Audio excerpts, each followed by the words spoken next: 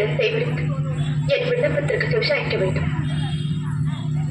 தாட்சாயணி அனைத்து உணர்ந்தவள்.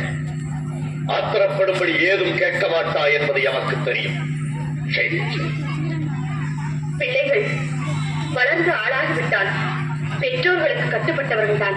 ஆண் பிள்ளையாக இருந்தால் அந்திய காலம் வரை பெற்றோருக்கு கட்டுப்பட்டவன். பெண்ணாக பிறந்து விட்டால் பருவமடைந்த பிறகு மற்றொருவனுக்கு மாலையிட்டு விட்டால் கணவனுக்கு தான் கட்டுப்பட்டவன்.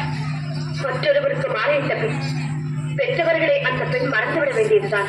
சுற்றி வளைத்து நீ எங்கு வருகிறாய் என்று எமக்கு புரிகிறது. சுருக்கமாக சொல். போகப்பட்டு விடாதீர்கள். மறுமுறையும் மன்றாடி கேட்டுக்கொள்கிறேன். என்ன கேட்கப் போகிறாய்? என் தந்தை கிருஷ்ணன் நடத்தும் யாகத்திற்கு சென்று வர வேண்டும் என்று மனசில் தோன்றுகிறது. உத்தரவு கொடுப்பீர்களா?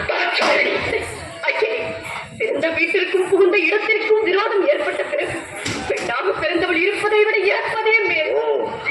தந்தையின் பாசம் என்னையும் மீறு மனதுக்கு வந்துவிட்டது. தவறுதான், என்னை மன்னியுங்கள். பெற்று வர உத்தரவிடுங்கள். விதி உன்னிடமும் விளையாடுகிறது. சரி,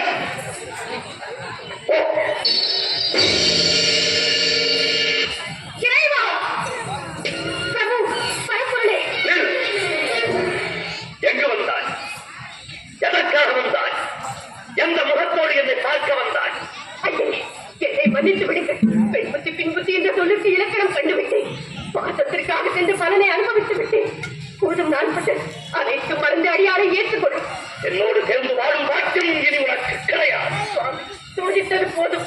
இனி வேதனையை என்னால் தாழ முடியாது. ஏற்றுக்கொள்ளுங்கள். சக்தி, இளமை மறந்து தக்கன் மகன் என்ற பாசத்தால் சமன் செய்து விட்டாய். தக்க தண்டனை நீ என்னை பிரிந்திருக்க வேண்டியது. என்னை பிரிந்த தனிமையில் இருக்க வேண்டாம். உன் துறை இனி எனக்கு தேவையில்லை. உலகில் இனி நாமே தனித்து எண்ணிக்கொள்வோம். உறுதியாகத்தான் சொல்கிறீர்களா? இறுதியாகவும் சொல்லுகிறேன். எங்கே என்னை பார்த்து இனியொரு முறை சொல்லுங்கள். உன் முகத்தை பார்க்கவும் தயாராகில்லை.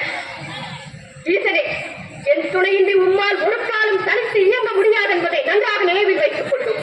சக்தி,